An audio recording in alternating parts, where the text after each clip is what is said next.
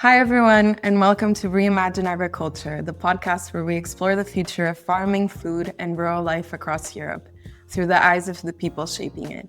I'm Teresa Carvalho, and in this series, we'll meet people from across Europe who are reshaping the future of agriculture. In this episode, we'll be talking to Sebastian Parel, a senior policy advisor from CEJA, the European Council of Young Farmers. Sebastian has a background in European affairs and a deep understanding of agricultural policies and how they affect young farmers across Europe. Hi, Sebastian. Hi. Could you tell us a bit about CEJA for our listeners who might not be familiar with your organization? What exactly do you do, and how does CEJA represent and defend the interests of young farmers across Europe? Yes, hello, and thanks for having me. So CEJA, as you rightly mentioned, is the European Council of Young Farmers. We are the EU representation of young farmers thanks to a network of 34 member organizations that are the National Young Farmers Association, and they cover 21 member states of the EU, but we also go beyond the EU borders because now we have associate members from the UK, from Serbia, and from Bosnia-Herzegovina. So that's CEJA in brief and in its structure, but the mission, the main role of CEJA is really to be the link between young farmers and their associations at national level and what's happening at EU level on policy, but also on project aspect, on communication, training opportunities. But let's say that my area is really on the policy aspects, but it's also complemented by other elements. Wow. So you work closely with politicians and EU officials in your day-to-day life, I'm assuming. So from your point of view, do you feel like young farmers are being treated as a real priority in current EU agricultural policies? Do you feel that politicians and policymakers genuinely listen to their concerns? And has it improved in recent years, or do you think there's still a long way to go? Well, it's always fun to show that you're speaking with young farmers, that you can take pictures with them, go on their farm, because CEJA as an organization has built quite some legitimacy over the years. We were founded in 1958, so we've been around for quite some time. The organization started with the 6 founding countries of the EU, and then it evolved together with the evolution of the EU. So there's the representativity aspect that I mentioned before and the historical aspect. Then it's also based on the daily work that we're doing, having an organization as professionalized as possible. So are we treated as a priority? I would say at the moment, yes, in the sense that a few days ago, we had the publication of Strategy for Generational Renewal in Agriculture, which is quite an important piece for us, quite an important document. So we've been raising the issue of young farmers and generational renewal for decades. Usually when we ask us when did it come really on the EU agenda, we tend to say early 2000s started to become really a real element. Then when we look in the CAP, it's been 2 reforms now that we have instruments that are specifically targeted at young farmers. And now, as I was saying, with the strategy, we see that we have an opportunity to go a bit beyond, not just for the sake of speaking about young farmers, but because there is an urgency. I don't know to what extent you want me to elaborate on the figures, but the figures are quite worrying. The average age is 57 in the EU. We have only 6.5% of EU farmers that are below the age of 35. So yeah, it's a topic that is widely discussed. For us, it's about bringing as many inputs as possible on what concretely is missing in terms of policy, why attracting young farmers is still a major challenge, and has it improved? So the declining number of farmers and of farms is still a worrying one.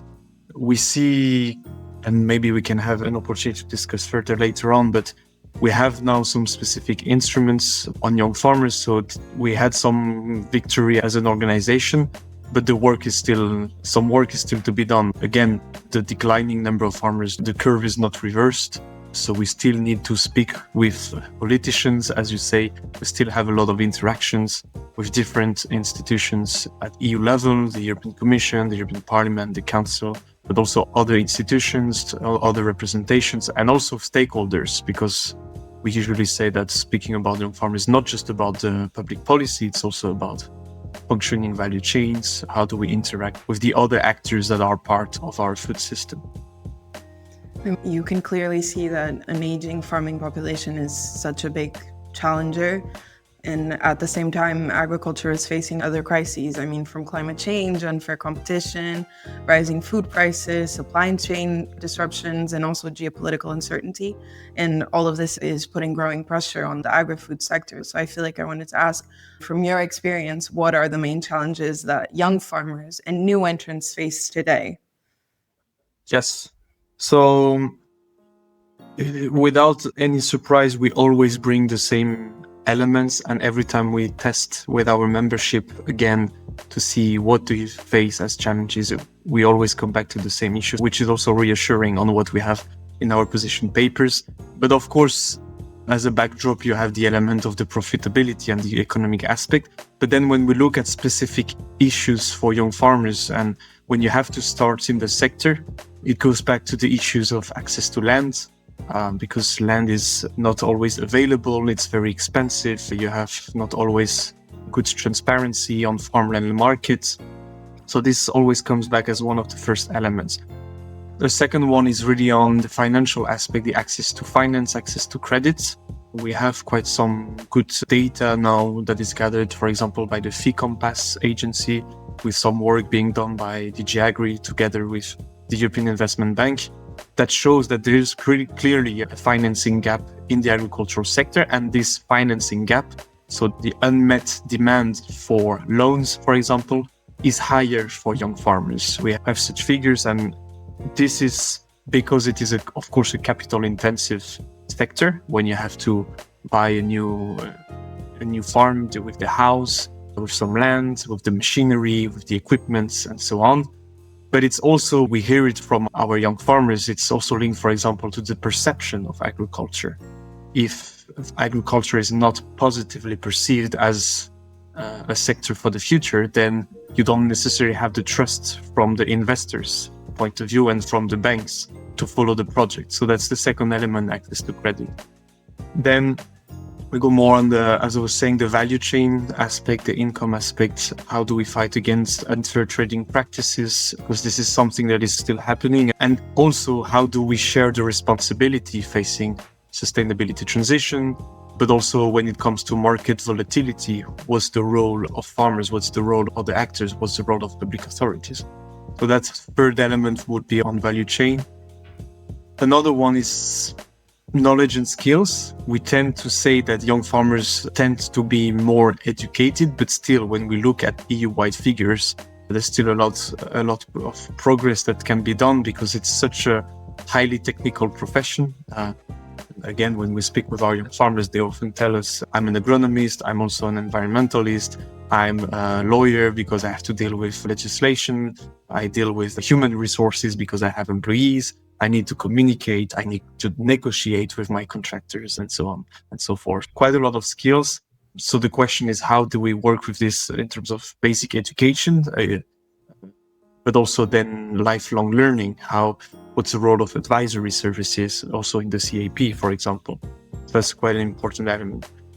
Maybe, and I could continue for forever, so we try to summarize, but another one is more on the farming is not only the profession, it's also about the living conditions. And for example, the living conditions in rural areas. How do we ensure what we would call the right to stay in rural areas?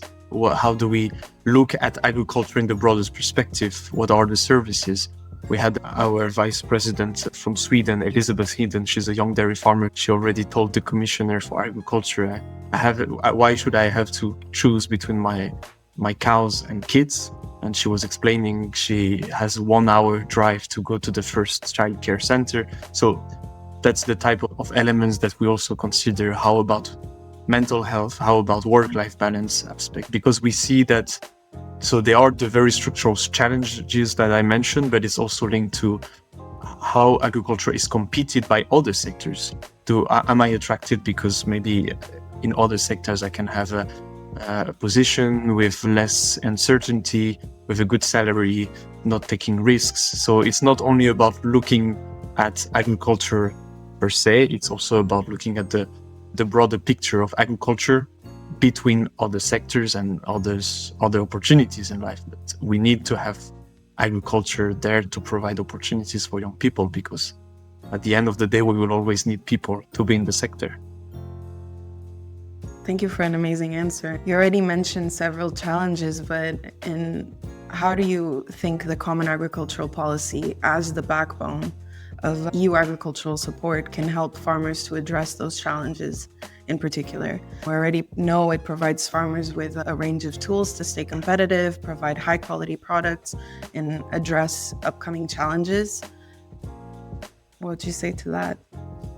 So the CAP is still a very important tool for young farmers. When we ask them, it's a very structural policy. It's a very important EU policy. So it's quite an important piece. It's not making it's not responding to all obstacles, all challenges, obviously, otherwise it wouldn't be a magic solution, but it's still an important element. So as you say, for example, the fact that you have several elements in it, like income support aspect for what it comes to the economic safety nets that you would need. But then it's also steering the certain transitions with the green architecture. It's obviously not perfect. We have lots of things to say, but there's also this element, the rural development aspect and specific measures also for young farmers, for example, at the moment in the Pillar 2 of the CAP. So how do we see the role of the CAP? One, when it comes to young farmers specifically, as I was saying, it's been 2 reforms that we managed to get specific support for young farmers. And of course, we could get the question, why should young farmers get more or specific or more targeted support? The answer is in what I was saying just before, that you have a different perspective when you start, when you have to think things 20 years or 30 years ahead, because you're still going to be in the sector, or you hope you will still be in the sector in 30 years. So this will require certain targeted measures. So at the moment, we have a certain top-up. So the CAP member states have to spend, for example, minimum 3% of their envelope of direct payments on young farmers' instruments. Before it was up to 2% in the reform before. Now, since 2023, it's 3% minimum, and they can go beyond. And what we see is that it's good in the sense that it provides a top-up, for example, on income support, whether it is the area, when it's an area-based support of Pillar 1. But then what is very interesting is the possibility for member state to transfer that money to the second pillar to finance and also co-finance with national money instruments that are very good for young farmers, such as installation aid. So really having a big push at the very first years of your installation, because this is the moment where you have a lot of investments to make. You need a certain financial capacity to go in front of your banker. So this is really the first years where you are really in need for such a financial support. And then you also have the possibility for investment support top-up. So having a higher percentage of the investment that is covered when you are a young farmer. It helps. It also comes with certain challenges. For example, availability of the money when you have too many applicants. Also, such measures will not solve the issue of access to land, for example. It's not by subsidizing that you are giving facilitated access to land. So it's not solving everything, but it helps to a certain extent. And that's why we are here as an organization, to explain what we need, why this is useful, and why we need to keep those instruments. So having said that, what changes would you like to see in the CAP to make opportunities more accessible? How could the CAP support a new generation of farmers in a better way? First, maybe not having too much of a big change would help, because now with the proposals that were unveiled on the 16th of July 2025, we have quite some concerns about the future of the CAP for after 2027. The first reason is really on the governance of the CAP. Now we have a full reshuffle of the governance of such a structural policy. Of course, the European Commission maintained a dedicated legislation, so a separate CAP regulation. but at the same time having agriculture that would be part of these broader national and regional partnership plans brings quite a lot of worries among our network. This is linked to quite some uncertainty on how this new governance system will work. This is linked also to the budgetary aspects, because we would have a budget that is ring-fenced but with less money compared to the previous cap. But then it's also about very specifically our young farmers instruments. So now we have a cap that is ring-fenced within the NRP, so the fund as it is called. But then when we go into the CAP, we don't have any provision for a minimum spending on young farmers. What I was mentioning, the 3%, we don't have them anymore, despite having some communications, including in the strategy for generational renewal, that member states should spend minimum 6% on young farmers. So as a consequence for us, it was quite tricky to take as a proposal, because we saw quite some interesting proposals in terms of instruments within the CAP regulations, which would fit some of our expectations. For example, when it comes to young farmers instruments, we had developed our position paper. It took 2 years to really go in depth into the topic with our members and explain young farmers instruments should go beyond the 3 elements we have at the moment. It's also about advising betters. Maybe it's also about climate diagnosis when you're starting. Maybe it's also about mediation services, because you also have lots of emotional aspects besides the financial ones and so on. Having a one-stop shop principle for when you have to ask a question when you are willing to install. So those are things that were taken. Also on other aspects, quite some interesting elements. But on the other hand, the fact that we could not secure the budget for it is creating a lot of concerns, because now we're not having the EU leverage to ensure that member states are doing what they should. And we're also leaving our own members alone facing their government. And some of them have right access to the table of negotiation, but some others will not have such a preferential access, and therefore where they would not be able to express what they need for those future NRPPs, the national and regional partnership plans. So what do we want? Hard to summarize. It's a more than 45 pages document that I would be happy to share. You can find it on our website. We structure it around the competitiveness and the income aspect, then green architecture, then the more rural and territorial approach, and finally back to the core business of CIJA, the young farmers instruments. How can we improve installation aid? How can we have better cooperation measures in the CAP, and so on? But again, the big fight for the coming weeks and months will be on securing that budget and having it not just as an aspirational target, as a strategy, but something that would really be enshrined in the legal text, because otherwise we cannot have certainty on the next years to come.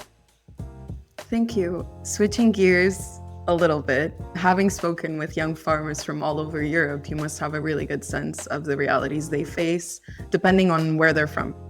What kind of differences do you think young farmers face in terms of challenges and opportunities, for example, between Mediterranean and northern countries in Europe?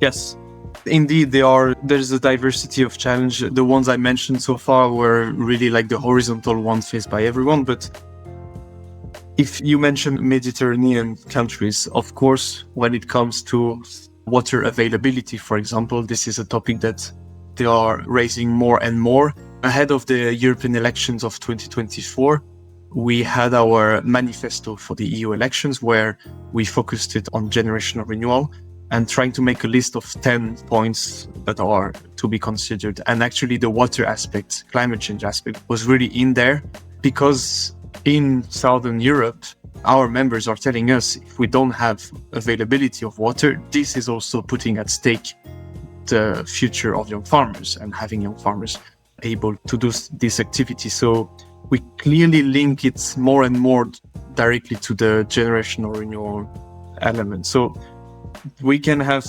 diversity of challenges because of the climate aspects, so the pedoclimatic aspects, whether the soil's condition and so on.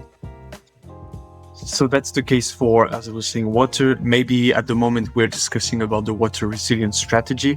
Of course, you would have certain member states with more of the, again, availability issue, and some others will have constraints regarding the water quality, with link to the habitat directives, to the nitrate directive, to the water framework directive. So those are topics that we also discuss, and it's always, even if the challenge is different, it's always interesting to have such an exchange of good practice or exchange of practices, because then one can understand what is the issue of a counterpart in other parts of the EU.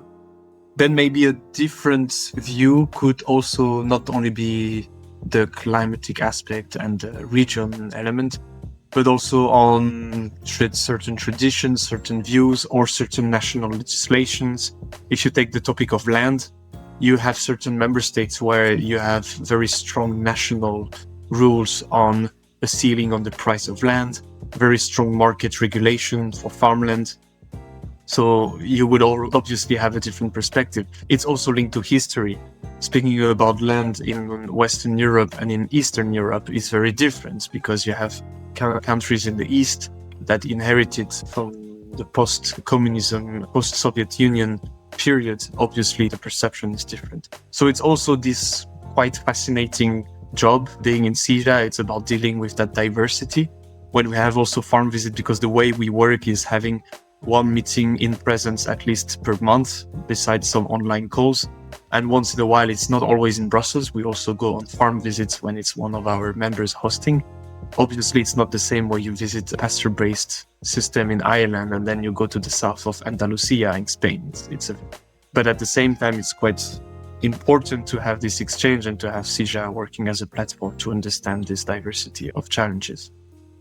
And when it comes to CAP national strategic plans, do you see any differences in how different member states support young farmers? Yes, first, they are the ones that stick to the minimum of 3% and those going beyond the 3%. Then it's from really on the analysis of links between the measure and the outcome and the statistic. For example, Austria is the one scoring the best with 24% of farmers below 40 years old. It's still quite a big piece of work to manage to make the good link with the policies that are in place. So there's the budgetary ambition aspect, and then on the choice of instruments, it can also be different. Some member states are only going for the top-up on income support in Pillar 1. Some are transferring all the money to the Pillar 2 for installation aid. So as a consequence, it can be quite different. It's also different in the sense that in certain member states, like in Spain or in France, the management of the second pillar is at regional level. So you even have differences at regional level, not only from national level to national levels. So on the choice, we tend to favor instruments such as installation aid, investment support, also the use of financial instruments. So meaning having public money, so from the second pillar fund, to leverage additional private money with commercial banks. And this is, for example, not the case in every member state. So it's also about making sure we explain how those instruments are working, not only us, but also the institutions that are in charge. We cannot do all the work because of capacity, but also then see if there's really a need to have such instruments that would be replicated somewhere else. Thank you. Our podcast has many young listeners in Greece and Belgium. In Greece, there isn't really a strong or well-organized young farmers movement at the moment. What do you think about that? And according to your experience, how can networks like CIJA help young farmers influence CAP instruments and ensure that their needs are represented at both the EU and national levels? Yeah, so we used to have a member in Greece some time ago, but before I arrived in CIJA 4 years ago. So I think it was way before. But from my understanding, this couldn't work also because of financial reasons. And as you pointed out, it's not a strong and well-organized young farmers movement. So really about the capacity building of such a movement, which is a pity because we would be glad to have more countries represented in CIJA. So indeed, Greece is not a country that is at the moment represented in CIJA. How do I look at this and how can CIJA help for the second question you were asking? First of all, it sounds very generic and very basic, but having as many contacts as possible with certain young farmers that would be in countries where we don't have a member also with certain institutions, with the ministries for agriculture, with the permanent representation in Brussels of those countries.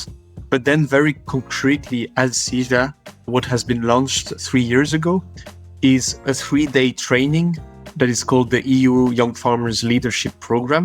It's 3 days of training for young farmers, young leaders in agriculture on how to represent the sector, how to build an organization, how to manage the budget of such an association, how do I deal with a conflict that I would have in the board of such an organization. If I have a staff, how do I work on the complementarity between elected young farmers and staff and so on. And for this, we want to open it to more than SIJA members, which means that we don't have a member, for example, at the moment in Croatia either, but last time we have someone from Croatia. We had participants from Bulgaria. It's also a member state that is missing for us.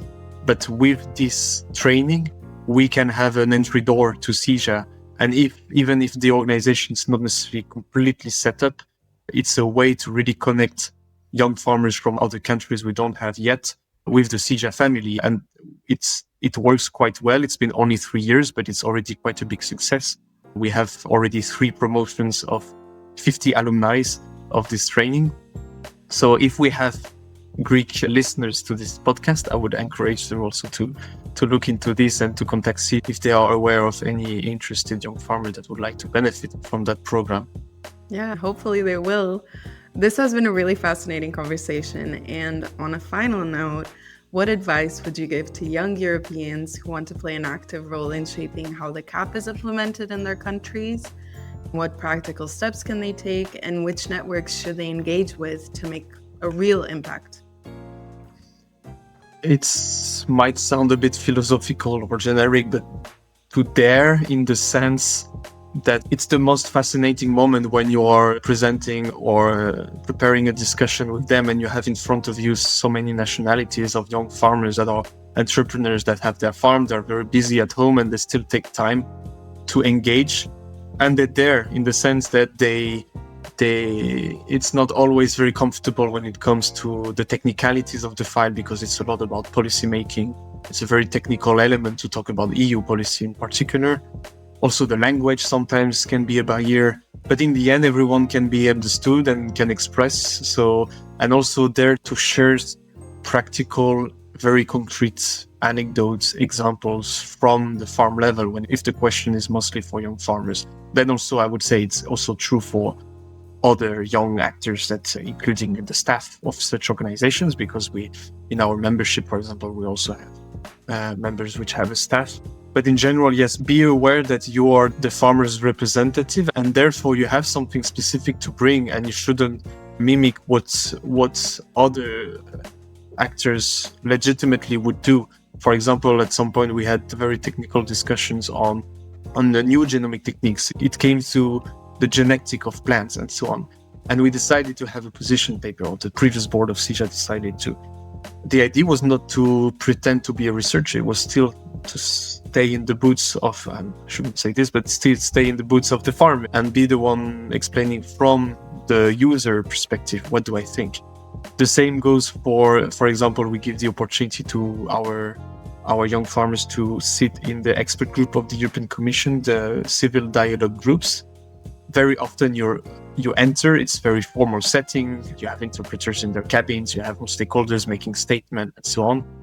I try to reassure them and tell them, you really have something to say and don't be scared of that setting. It's about making sure that your voice is being heard in this type of network. So I would say, because you asked which type of network, I would say farmers organizations, of course, but also getting involved with the ministries at national level, at regional level, and any type of other opportunities that can arise. There's plenty, but connect with other young farmers is also quite a good way to advance on that topic. Yeah, community is everything. Thank you so much, Sebastian, for sharing your insights with us today. It's clear that young farmers across Europe and the networks supporting them are not only shaping the future of agriculture, but also growing a stronger voice in policymaking. And to our listeners, if you're inspired to get involved or want to learn more about the work of SIJA, make sure to check out the networks in your countries and the resources that we've mentioned today. Thank you everyone for tuning into Reimagine Agriculture, part of the Recap Project, where we bring forward the voices helping to shape a more sustainable, inclusive, and community-driven future for European farming. See you next episode.